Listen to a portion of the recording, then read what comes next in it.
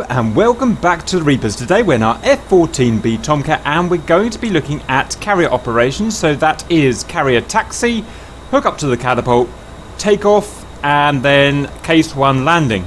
So let's start with our taxi procedure. We're going to have our, we're going to check our wings, and we're currently in parking oversweep at the moment, and that's fine. We'll leave that until we get to the catapult. Parking brake, we're going to press in.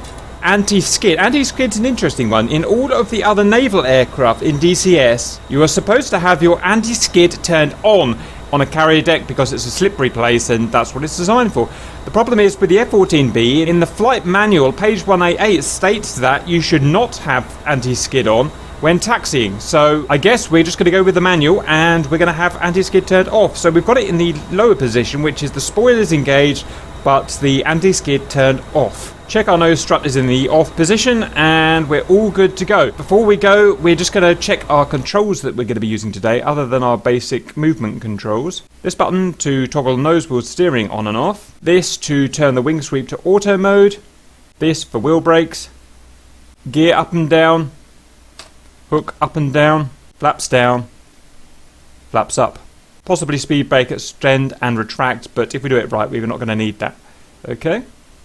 So we're going to put a little bit of gas on and we're going to taxi. Now, for some reason, it started me right in the middle of the carrier, which is incredibly frustrating, but it gives us a chance to show off how tight we can turn. So we're going to stick under 15 knots and we shouldn't really go anywhere even near 10. So we're going to press the button for our nose wheel steering.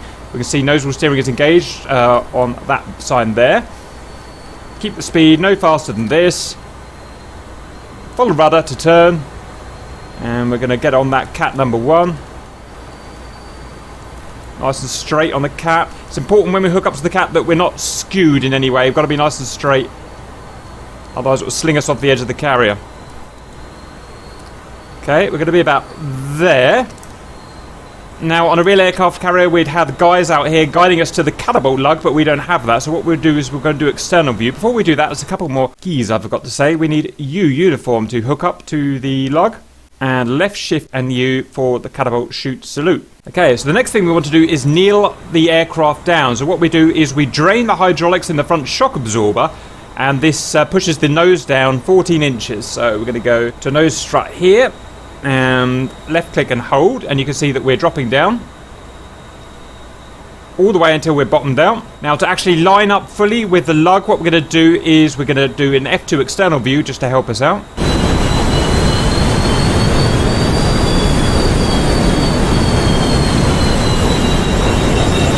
We're going to press the uniform key.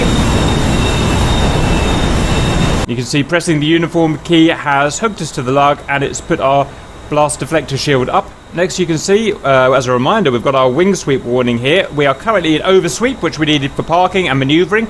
Now we need to unsweep the wings. So we're going to go through the process now. We're going to lift the manual hydraulic cover up, right click to pull it out, left click and drag to the 68-degree position and wait. Okay, now we're going to drag that to the fully forward position and right click and close cover. Check the wings visually. Good. Next we're going to press the reset button here. Next we're going to press the wing sweep auto button that we saw earlier on. And now check our wing sweep is fully forward and it's in the auto position, and it is, and we've got no master caution or warning lights, and we're good. Next we're going to set our flight control surfaces. So when taking off from a carrier, we must always have flaps fully extended. So I'm going to press the fully extended button as we saw earlier. And that's fully extended. We've got our speed brake in. That's that done. Out of interest, our trim, you can see here in the gauge that I've left for you guys to see, is in the standard default takeoff position. So from a hot start, we won't have to change that. Now for the takeoff, we don't need to press and hold brakes, but what we do need to do is spool up to mil power and not into afterburner. So mil power is maximum power before afterburner. The way we're going to judge that is to spool up so that our RPMs here reach 100%, but we don't go all the way on the throttle, so that we're up to 100% RPM, but the afterburners don't come on. We can tell when the afterburners will come on because these gauges here would spool, and we can hear it really easy with our ears as well. Again, the flight manual says that we have to take off with mil power instead of afterburner. Now, I don't know why this is. I've looked on YouTube on real life videos and I see F-14s taking off with afterburners all the time on a carrier. So if anyone could explain that, that would be appreciated. Okay, just double check our display is in takeoff, which should be a standard anyway, so we've got that. Our barometric altimeter is already zeroed, so we don't need to worry about that. So you'll notice that once we've knelt the front gear down, then the nozzle steering turned itself off. We've no longer got that indicator there, so that's that done for us. So the procedure now is we're going to spool to mill power and hold. We're not going to use our wheel brakes. We will then press left shift and uniform to signal the catapult shooter. He will send us on our way. As soon as we're clear of the carrier, we are gears up and check the gear handle and indicators. Above 170 knots, we can go flaps fully up. And as soon as we've cleared the ship, we can get our burners on if we need it. So let's get on with it. Spool to mill power. Okay. Then we're going to go left shift and uniform. Wait for the shooter. We're going to use about 20% aft stick once we've gone past the end of the carrier. Gear up. We can go burners on now. Go flaps up now. Display to cruise. Power back to mill power. We're going to do our imaginary mission and we'll report back to the carrier for landing. So we've done our mission, we're now coming back. We'll always approach the carrier from the rear. The carrier is currently heading 000. And the procedure we're going to do is we're going to approach the carrier from the right-hand side. And I should mention at this point that our Case 1 delivery in GR is a little different from the official one. It follows the same idea, but we have our own heights and speeds. So just bear it in mind. I'll go through the GR specification. So our circuit altitude is going to be 1,000 feet. On this upwind, our speed is going to be 300 plus knots. Once we approach the carrier, we're going to have our hook down, but the rest of our aircraft is going to be clean. Once we've passed the carrier, we're going to do a left 180 degree braking turn. We're going to brake all the way around into the downwind. We're going to use that braking turn to bring our airspeed down from our cruise speed down to our circuit speed of 250 knots IAS. On that downwind, we're going to extend past the carrier by 1 to 2 miles. Then we're going to have a left base leg 180 degree turn. On that turn, we're going to slow down from 250 knots to about 150 knots where we join the final approach. Also in that turn, we're going to get the plane dirty. We're going to have gear out and we're going to have flaps down to full. Spoilers will already be armed as default. And once we start the final approach, we'll pause again and have a talk about the approach. And the only other thing is at this point we want to be on landing display down here. So let's get on with it. We're going to go to landing display. Hook down, H key. Our speed is currently 300, just over 300 knots, so that's fine. Our altitude is just over 1,000. We don't have to be perfectly on the circuit altitude of 1,000. If we're going to be off, which is fairly likely, it's best to be above rather than below. So as long as we're slightly above, that's okay. That's what I'm going to aim for. We're going to do our braking turn just after the carrier. There's no real limit as to when we're going to do our braking turn. If we've got a ship of 4, a formation of 4 birds, then we'll be braking one by one, and the last guy will brake probably 3 or 4 miles past the carrier, so it doesn't really matter. Okay, past the carrier, we're going to give it just a little bit extra. Okay, we're going to do our brake. About 30-40% roll should do it. Start coming off the power so that we can meet our 250 knots. Bit of backstick. Whoops, sorry, I just realised my controls have turned off, so the controls are back on now. Adjust for the trim as necessary. We want to keep this guy here, the path marker, roughly on the horizon. That will keep our circuit altitude just about right. Speed is just approaching 250 now, and we're reporting to the downwind now. So now we're on the downwind, slightly left. We're at 250 knots, so that's good. Readjust our trim to keep the stick neutral. So just get that done now. Okay. Right, now we'll extend on downwind a little further than we normally do to give ourselves just a little bit of talking time. Slightly above circuit altitude, slightly above speed, off the gas a little. Going to be constantly checking over our left shoulder to check the position of the carrier and how we're deviating from it. Going to arrest our climb a little bit because we're climbing a bit. Okay, that's okay. The radius of our turn's a bit bigger than normal, just again to make it a bit more relaxed in this case, but I think that'll do. So we're going to turn in now. We're going to come off the gas and work our way down to 150 knots. Adjusting for trim all the time to keep the stick as neutral as possible. Okay, well below 250 knots now. Gear's going to come out. Check indicators. and add power to suit for the drag, and add trim to suit for the extra drag. Sorting that out now. Once the gear's fully out, we're going to work our flaps to the fully down position. Gear are down and locked. Flaps down to full. Okay, this is going to mess our trim up a little bit, so retrim. Get that sorted. Speed still a little high, so we now need to... we're going to come right off the gas now, and it'll drop very quickly now because of the extra drag. We're going to overshoot the carrier on purpose. Ease out the turn so that we can bypass the carrier a little. It's in that annoying spot behind my A-frame at the moment, so I can't actually see it. I think we can turn in now. Speed is good at 150.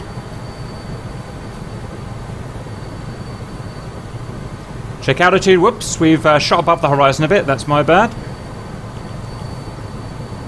It's not a major problem though. Still travelling wide of the carrier a bit. Still got a couple of miles to go. Arrest the ascent. Okay, and start to line up with the carrier. We're going to pause it at this point as we get to the approach. So at this point our method of flying is going to change. So you can see we're beautifully aligned with the deck now. So our key, what we want to do is get our path marker here, our path vector here, and place that where we want to land on the carrier, which is essentially at this range just the middle of the carrier. It will become the wires when we get a little bit closer.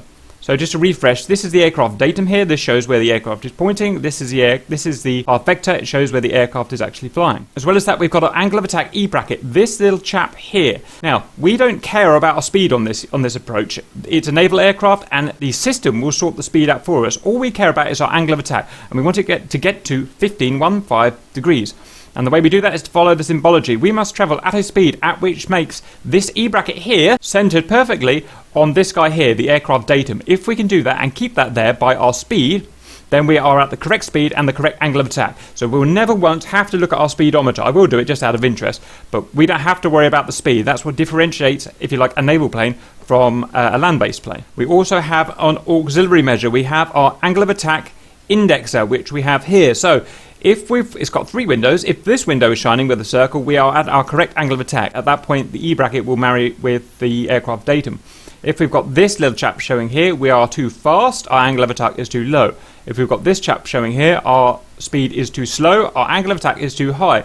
It is important that we land with just the right angle of attack, 15 degrees, else our hook won't work and the whole landing just won't work. We will not flare at the last minute. We will drive into the carrier at this angle of attack with the E bracket as best we can at the longitudinal axis at the datum here. And as long as we do all those things, then we should land fine. In addition, once we get within a mile, we have the meatball. It's too far out to see at the moment. It's a little light on the left side of the carrier here. It's going to tell us our deviation from the ideal glide slope. It's quite important to be not necessarily perfectly on the glide slope, but very near to the glide slope for this to work. We don't want to come down too steep, and we definitely don't want to come down too shallow. There will be elevation lights that show on the meatball whether you're too high above or too far down. Now, if you're like me, you're an old man and you have bad eyes, the meatball is very hard to use. I still struggle to use the meatball even in case 1 conditions, but suck it up, that's just what we have to do. And as we see the lights showing that we're too high or too low, we can adjust our glide slope as necessary. So let's get on with it. I'm going to zoom in like this because I can. I don't need to see my instruments anymore. Everything I need to see is now on my HUD. Right, retrim to suit. I want a neutral stick all the way down. So let's get our path marker on the carrier nicely settled there. We're going to have to start bringing our speed down quite rapidly now. If we do it right, we shouldn't need air brakes. Quick check around, hooks down, gear down, flaps down, everything's good. Path vector's getting in place. We're shifted slightly left by accident, so we're going to just shift right slightly. The meatball is telling us something, but I just can't see from here. Speed 2 is still too fast, so we need to aggressively bring that speed down now. Angle of attack at the bottom left is just under 15, so we're not that bad actually. I think we're low on the glide slope now, so let's arrest that a little. Yeah, I think the meatball is telling us we're low, so we're going to go up a little bit. I have our path marker above the carrier a little. But on speed now, so we are off. That's just our radar altimeter. Right, I think we're still low, according to the meatball. I think we can save it. A little bit of power on. Let's keep that A bracket where it should be. Yeah, we're still low. And we're still skewed slightly left, but it's not as bad as it looks. I think we'll be okay still. With the last minute correction. E-brake is perfect. We just need a little down deflection now in the stick and a little left roll at the last minute. And then we should just catch that, I reckon. That was... See what wire that was? That was wire number 4, so I was a little long there. So if we were looking at the meatball, I was coming in slightly low. At the last minute, I kind of popped up to compensate. And so I just caught the last wire, so that was almost a bolter, but it was okay. You need lots of practice until you can get the second and third wire every time. Also, I had that bit of left roll at the last minute. We should have sorted the roll out way back, a mile back. We should have made sure that we were perfectly in line. However, when you've got crosswind on, it's hard because you're constantly fighting against that crosswind, so that's just how it is. I had too much to go on to talk. Full mil power. Once you have touchdown, even if you think you're going to catch the wire, it's still full mil power. Just to, in case you bolter, so that you've got the engine spooled up in case you need to go off the edge. Again, I think you're not supposed to use afterburner at this point, just full mil power. That's all I can think to add to that. So let's just go and park up. Why not? So unpause, gear up, flaps up to full, nose wheel steering turned on. The strut extent is off. Let's go and park.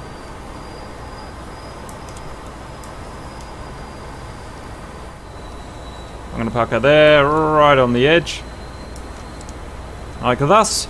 We are now wing sweep cover up, lever up, back to 68, wait 10 seconds, lever all the way down into 75-degree oversweep, check wings, and that's it. We're down into our shutdown procedure. Okay, hope that helps and see you later.